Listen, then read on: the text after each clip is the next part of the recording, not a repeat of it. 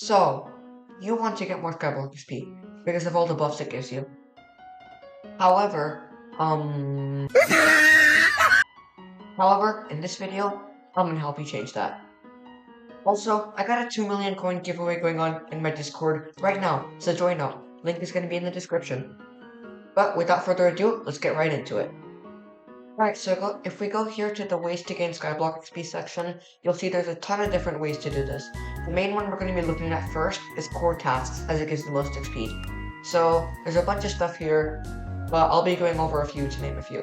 So, fairy souls are really important. This is also a really easy way to get a bunch of Skyblock XP. There's museum donations, I'll talk more about that in a second. Skills, collections.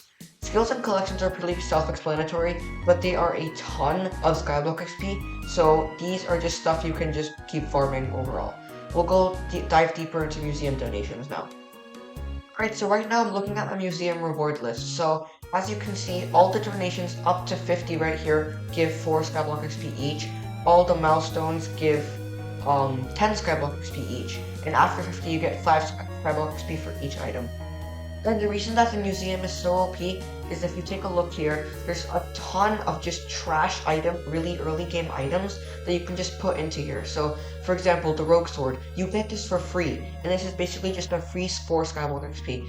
Fancy Sword, Spider Sword, all these weapons are basically no coins, and they get you all Skyblock XP. So if you take all of these and the Rogue Sword, that's 20 Skyblock XP for basically free. I'm not going to bore you with the nitty-gritty of that. You can look at the items you can put in the museum later on. Next, we're going to be talking about these 3 items here. So, Victory Bag and Pet Score are more endgame things, and I get that, but you should just be leveling this up, and it's worth noting that they also give Skyblock XP. Minions here is a big task. As you can see, it's 28 levels total. It may look a bit daunting at first because the minions can be expensive to craft, but if you could just get each one to like tier 7, it's a bunch of Skyblock XP there, and it won't cost you much. Moving away from core tasks, we're now going to look at dungeons and slayers. So dungeons is pretty self-explanatory, but when you level up your catacombs, when you level up your classes, or complete a new dungeon floor, it's going to give you Skyblock XP for that.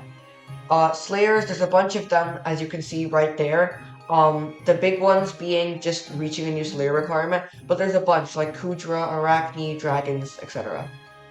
There's a few more in here, like story tasks, miscellaneous tasks, but these you'll get as you keep progressing later in the game. One more that's worth noting here is skill-related tasks. This is stuff that you mostly do like outside of actual skill grinding, so stuff like Heart of the Mountain, Garden Level, Garden Visitors, etc. Again, this is another thing that you're going to do as you progress into the game, but it's worth noting. The last thing I want to talk about is Bestiary. Bestiary is going to be one of the things that separates the endgame players from the early game players. As you see here, on Bestiary milestones, you're going to get 2 Skyblock XP for each one. So this is not much at first, and Bestiary is not the easiest thing to level up, but with a little bit of grinding you can get there. However, that's going to wrap it up for today's video. If you guys did enjoy it or learn something new in this video, please make sure to like and subscribe, as I put a ton of effort into these videos, and that would really just mean the world to me. Also, I don't usually do this, but put what you want to see next in the comments. I want to see what you guys say. Thanks for watching, and I'll see you next time.